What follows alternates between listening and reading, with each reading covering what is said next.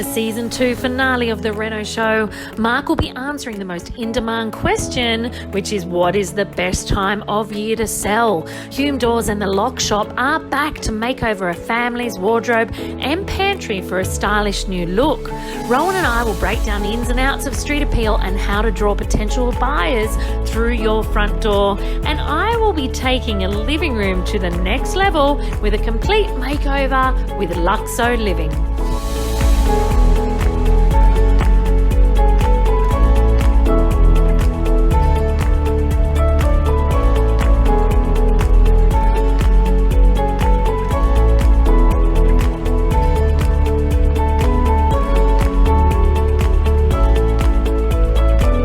You know how I love a decluttering and updating project, and we are starting with this pantry. Look at the doors. It is stuck in the 2000s. Beautiful, highly functional doors. So, along with my ethos of repair and not replace, even though we're replacing these ones, they will be going to another home that gets to use them because they're highly functional. But for this house, they need to go. We're going to bring this house up into the 2018s, even 2019s, and make sure that this pantry, once we make over the inside, is well represented on the outside too.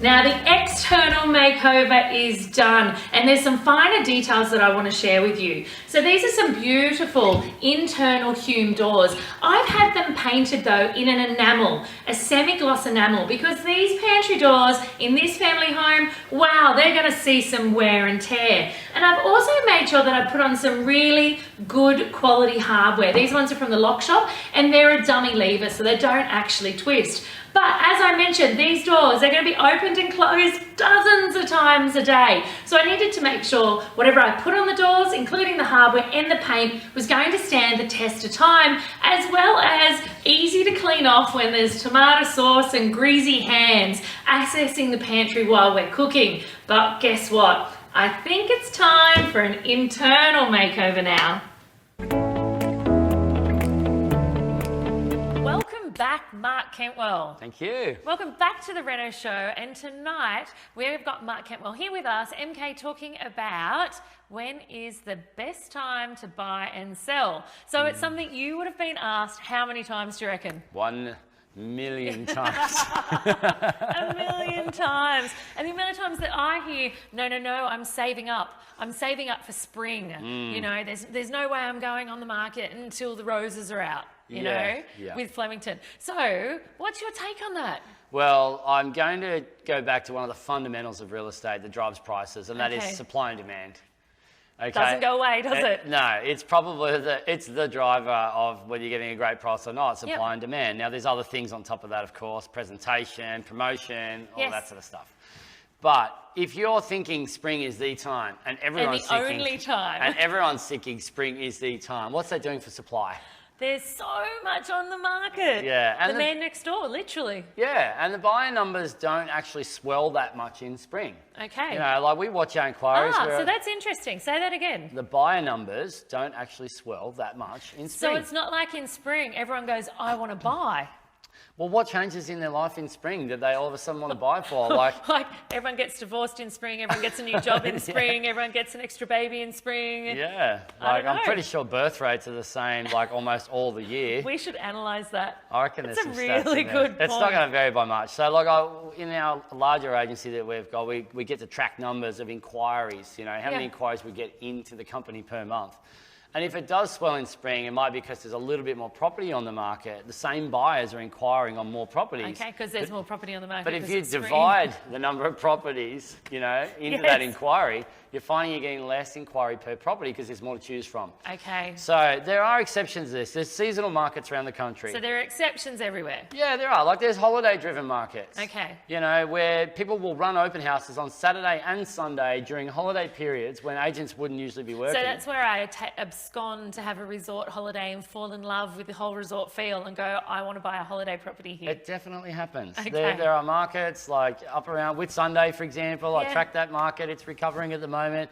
And parts of North Queensland, even Gold Coast to an extent. People are on holidays, they run open homes, they sell them. Okay. On impulse.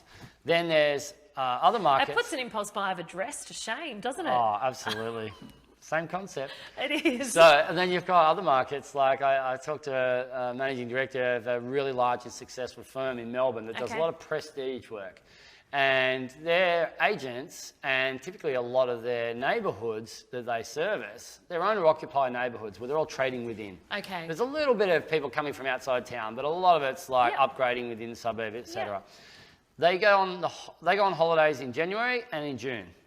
And for almost all of those months, locals in business and locals that are in real estate are on holidays. So the agents have holidays in January, and then the agents have holidays in June. They fly north for the winter, and they get warmer weather, or they go to their holiday homes wherever.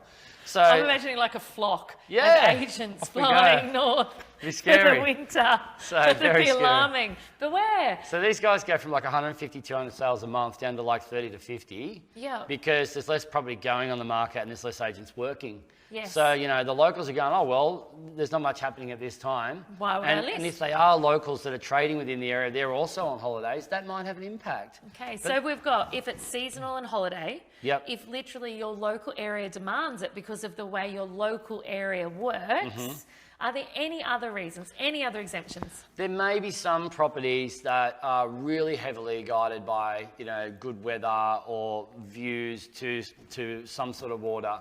But bear in mind, again, people know that they're buying a beachside suburb. They know that that view is going to be there in summer. They'd love to be settled by summer. Yes. They'd love to be settled by spring, Yes. So if you're on the market in winter and none of your neighbours are on the market in winter... And someone really wants a beachside house. And there's similar buyer numbers and people are buying and trading all the time, then you've got a supply and demand equation in your favour. Okay, that tells me it's actually a no-brainer to do it in that circumstance. Well, that circumstance, and also, is it the right time for the owners? Like, did you get your house ready for sale and it's now ready in, say, autumn? Yes. Is it ready to go on the market in autumn? Are we really going to wait for spring? What could change in that period of time? The macroeconomic climate, other sales could happen. Change. There's so many things. So keep it to your own circumstances. Okay. And if you're ready, have a look at supply and demand. Number 2.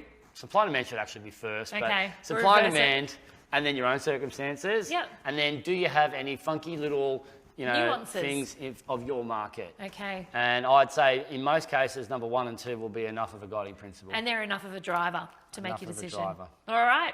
There you have it, guys. We have this is like Mythbusters, hey? We have myth-busted the myth of only sell in spring. Thanks again, MK. My pleasure. We're back. We're back with Australia's foremost renovator, Naomi Findlay, talking all things renovation again. We've been inside the house. We're going to move outside this house now. We're going to talk about street appeal, which we it was butt ugly. Touched on a little bit earlier. Butt ugly. That's a very good way to describe it, isn't it? It's a very technical term. It is a technical term. So what are the things that justify butt ugly? Oh, look. There were a couple of things that needed to be attended to. Obviously, the huge stump, which we've mentioned before, the asbestos roof, which we mentioned before. But for me, the driveway that was all ripped up from the roots. Yeah, but you were talking about the aspect and how it was out of proportion in the front entry. Oh my gosh. So it had these huge windows, which are amazing and beautiful, but it had a tiny door and a tiny front porch and a 300 millimetre. My feet don't fit on a 300 mil paver. She's exaggerating. They're not that big. I'm not. So I couldn't even walk down the path without getting my feet dirty. And so it really had a lackluster appeal. Like it didn't say, come invite inside my house. Which is what you want from a renovating selling point of view. You want people to drive past that place and go, oh my God, I can see myself there. Oh my gosh, I can't wait to go in and look in there. These people would be like, ew, And so for me, I needed to absolutely ace that up. So there were obvious things. We got rid of the asbestos roof and had a new roof put on. We obviously got rid of the tree and a semi-trailer full of mulch, which I chose to leave on site, saving me $800. Instead, I managed to get my son and my nephew to move the entire semi-trailer full of mulch to all the garden beds. They're big boys, even bigger now. They are, which means that I didn't have to pay for it to be removed. I didn't have to pay for mulch. That's right. And from your contractor's point of view too, they love that. They're like, well, that's great. I just put the stump grinder on it, put it in a pile there, and I drive away. Exactly. This stump was so big, they had to come back 3 times. Wow, that's huge. To stump grind it. And stump grinding is not a cheap exercise either. And well, you know what? I actually think I got a great deal. I got it stump ground for $900. Wow. Really good. Wow. Really good. But it's also not for the faint-hearted. Yeah. Guys, if there's one thing that I will never attempt myself, and that's stump grinding. No, if you've seen a stump grinding machine, yeah. it's not something I want to be on the back end of. And they do make very quick work of a stump, although this took 3 days as a sign of how big the stump is. It was huge. But even $900, like that's another $1,000 on your budget, roughly. Correct. So, but I saved about 6 or 7 on not getting rid of... the mulch. So mulch. Essentially, it's cost you $200 to grind that stump. Correct. So I also then needed to balance the front of the house though. I didn't want to change the front facade too much. We've talked about this before. If I changed one of those windows or that door, I'm opening a can of worms on that front facade. Yep. So what I did instead is I removed the crazy strip path and bought that off the driveway twice as wide using the same pavers though. Yep. So I just used the same paper, so I got to recycle. And then what I did is I actually inserted a beautiful big ground cover deck, so really close to the ground, over the top of the existing concrete porch. So we didn't have to demolish the porch, it just stayed didn't have to there. get rid of the concrete, didn't have to do any of that. I had just enough room to batten on top of the concrete below the door lip and then pop out some bearers and joists outside of that. And what that did is it evened up the balance on what is the entrance. It attracted people to that front door and balanced out those huge windows. It actually balances against the back of the house too. Correct. So now you've got almost a mirror image on the back as you have on the front, which that's right. Admittedly from the street doesn't make a great difference, but when you walk through that house and you walk out there and you connect those two spaces, you go, oh, now it's making sense to me. Yeah. And when you think about it from a footprint, I haven't changed the footprint of the house at all. But from a buyer's perspective, I've actually added 2 more destinations. Yes. Yeah. Which is important. And you've channeled people to the front door now. Correct. So I've mended the change in scale. I've balanced out the front of the house. I've made their journey a little bit nicer as well, repairing the footpath, repairing the driveway, and creating a nice footpath for them to walk up onto the new deck. So you don't have to go across muddy lawn if it's been raining. You can get in there without... Yep, new deck, new door, shabam. Okay, living room. And we've just tarted up the garage down the side of the house. Correct. Garage was a pure cosmetic renovation. Yep. So we needed to do a little bit of repair to the door, the old hinges. It was one of those heavy steel So it's the original door though, yes? Yeah, absolutely. And just painted? Original door, brushed back, painted, roof repaired, completely transformed. And from the street appeal perspective, it's now highly functional, lockable and presentable. Excellent stuff. And then just some little plantings around the front of the house. Nothing that's going to shield that front aspect, so you're still going to enjoy all that light coming through. You're going to get that view out onto the street and maintain that street appeal and highlight that amazing colour scheme that you've got there. Thank you. And you know what though? Half of those plants were recycled. Again? Yes. Again. A pile of those agaves were actually from around the back of the property. So the first weekend that property settled, I transplanted those so they'd have time to root, they'd have time to wilt off and then bloom again before I went to market. And agaves, they're indestructible, aren't they? Absolutely, for some. Well, we won't talk about Naomi's planting skills, although obviously it's worked because I think they're still there. They're still there. So there you go, everybody. A bit of street appeal goes a long way because if you don't like the cover, why would you read the book? Very good point.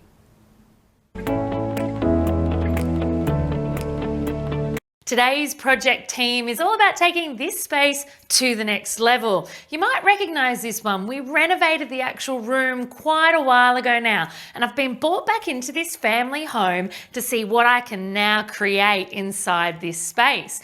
They have their TV wall and entertainment unit behind us, but the brief is that this is a bit of an adult space. It's not meant to be all about the TV, hence we've disguised it with a panelled wall. So we need to be really careful about how we can create that adult conversational space whilst allowing it to be a TV room when needed.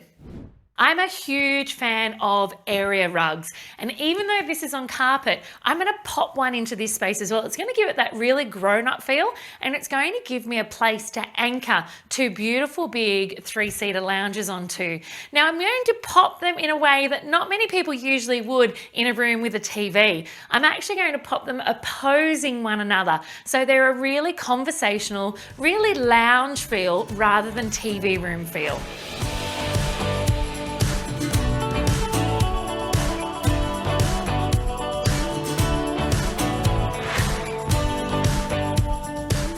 Now we have all of the large pieces in place now. We have our lounges, entertainment unit and coffee table.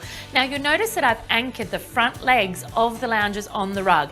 That is a minimum and a must. I've also floated these lounges away from the wall. So I have about 300 mils between the lounge and the wall. Now that is so that the space actually works. It means that every single person, so imagine some cheese and wine and adult conversation in here, every single person that's sitting on a lounge can easily grab their next piece of cheese or top up their wine. Let's not stop there. Let's take this space to that next level.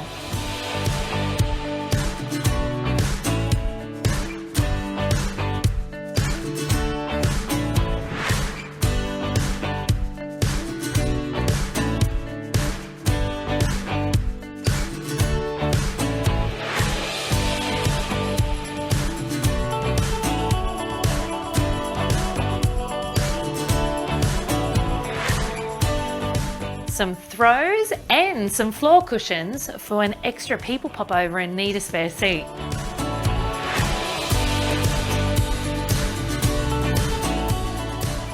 There you have it. We're done in here. We've got our two lounges in here from Luxo Living. Perfect size and shape for this room. They're not too big and bulky. They've got a tad Ascandi to them without being too polarizing.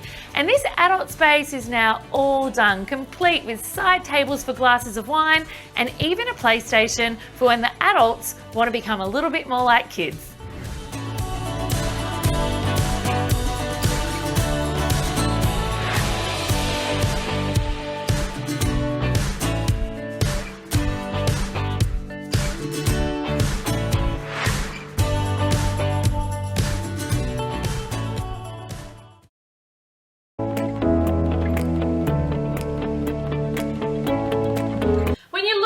Character to any space, always consider the bones of the home just as much as you do the styling inside the space. So this is a gorgeous bedroom, right?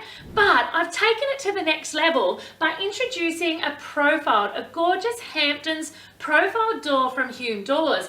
I've turned it into an internal cavity slider door to fit with the functionality that was already in the space, and I've topped it off with some gorgeous antique brass door hardware. So that's from the Lock Shop and Trade Co. These are all things you can get yourself direct from suppliers, and they're also things that you can easily have a go at changing out. So if you're wanting to up that character, if you're wanting to up the warmth and the feel in any space, check out the bones of the house, your doors, your door hardware. You'll be blown away at the transformation. Right, so we've covered most of the nitty-gritty about this renovation now, Naomi. We've been from the outside, inside and back out again. Yes. But I think there's one thing left that we have to cover, and that is styling. So we're renovating I knew for you couldn't profit. resist. No, because you are a styling queen. Thank you. You are very, very, very good at that. You'll see from the before and after photos, the styling's all Naomi.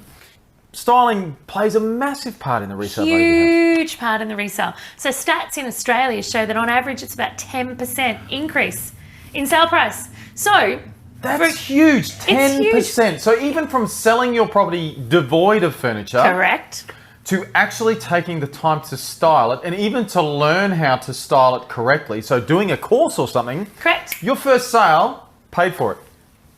Tenfold. Literally. So well worth the investment in the education. Even if you only had a $300,000 property, that's an increase of $30,000 that you might be able to achieve. Huge numbers. Absolutely huge numbers. That is that's a kitchen and a bathroom there. You're dying to know how, aren't you? I am dying. Tell me.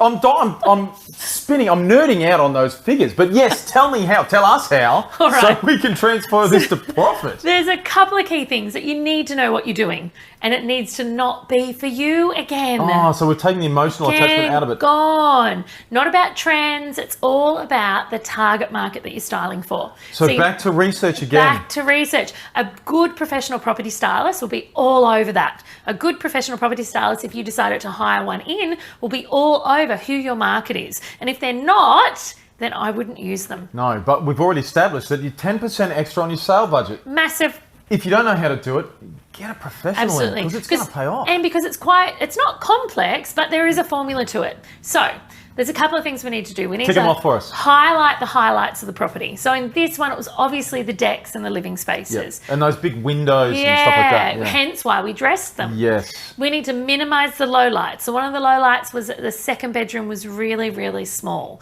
So we need to minimize that low light, okay? We also, one of the low lights was the front of the property. And so we actually styled that front deck. Yeah, with the seat and the plants and stuff like that. To provide another destination. Yep. That someone could see themselves sitting on while the kids play on the front lawn, or because if you sell that property unstyled, that's just a front timber deck out the front that people go, well, what's the point of that? Why is that so big? But you put a chair there. Correct. And put it with the aspect to the front lawn, people go, I sit there and look out the front have and a watch. cup of tea. Yeah, exactly. Absolutely. Okay. So highlights. Minimize or diminish the low lights. And then the next thing you need to think about is, how do you want someone to journey through that home?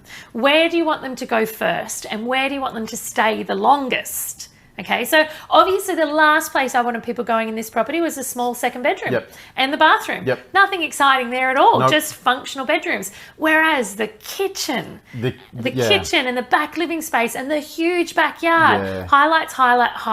So I needed to formulate a way to provide focal points and attractions for people to be drawn to. So you'll notice as soon as you go in that front living room, there are symmetrical, balanced flower arrangements either side of the fireplace. Yeah, to bring your eyes straight to the fireplace. To bring my eyes straight to the fireplace. And then that leads you to that doorway of the kitchen. Oh my Lord, you're on it. Led me to the doorway of the kitchen. And then there are another beautiful big flower arrangement on the dining table, which meant the eye had to scan across the beautiful big kitchen to the dining table to then go look. Which then allowed them to see all of that back sitting room. Then when they were there, as they turn around, they see the outdoor area. And shebang, I've got them within the first 2 minutes from that front door to the highlights of the property. To the crowning achievement of that renovation. Exactly. And I've got them trapped or encapsulated or captivated there. And they're visually in their mind, you are playing over their life, them there. Absolutely. Because what we also do at the same time is we appeal to the left and the right hand side of the brain. So we appeal to the functional brain in people where they go, oh yeah, TV, lounge, bed, great, right, dining, tick, tick, tick. And then we go creative. We go creative. And that's when we're not producing a show home, because most people see a show home and they're like, I don't live like that. It's a bit clinical. Yeah, and they're kind of like, I don't have white things like that. No. You know, we were just talking about that. Yeah, exactly. We're going, well, our kids would destroy that house. We were just looking at an all white house going, our kids would smash that house. And you know, even before we had kids, I'd probably smash that house. Yeah, I'm a bit the same actually. Totally. Yeah, there would be tomato paste everywhere. Everywhere. Imagine cooking a spag bog in that house. No, especially with the way I pour the wine in. Yeah. All right, so the next thing we do is we create a space that is inspirational and aspirational to the creative brains. And when you combine that, the left brains, the right brains, and a bit of space medicine thrown in there, boom, perfect sale. Magic. Perfect sale. Fantastic. So it's actually a science. It is. It's completely I didn't a science. realise it at the time, but you will see that even this ties into your photography when you're getting photography for your advertising. You'll find that in the after photos of this as well. The photography wants to lead you towards, from that living room, it wants to lead you into the kitchen. And when you get into that kitchen / dining / sitting room. And outdoor space. And outdoor big yard. space. And the yard, it leads you all the way through there. And I can't think now, because I've seen the before and after photos several times. The bedrooms and the bathroom don't really sit prominently in my mind. What sits in my mind... They're not a highlight. No, is that living space, that kitchen, dining / living area out to that back deck and that backyard. That's what... And the street appeal. I always say that you need to be the air traffic controller of the person's experience in that house. That is And when you control their experience in the house, if it's a great property and you've hit left, right brain, you have a sale and you have for more money and faster. Excellent. So there you go, people. Styling, really, really important part of the whole process, and one that, if you tick it off correctly, will add so much more value to your resale property. And it's against what everyone else thinks. It's not cushions and lamps. No, exactly right. Not just cushions and lamps. Dumb chippy. I just, that's what I thought of this. What's that about? But I tell you, makes a difference. Makes a difference. So invest in styling. It will pay off multiple times. Absolutely. Hey renovators, if you're ready to take the next step in your renovation journey, then come and learn how to renovate with me in my online renovation masterclass.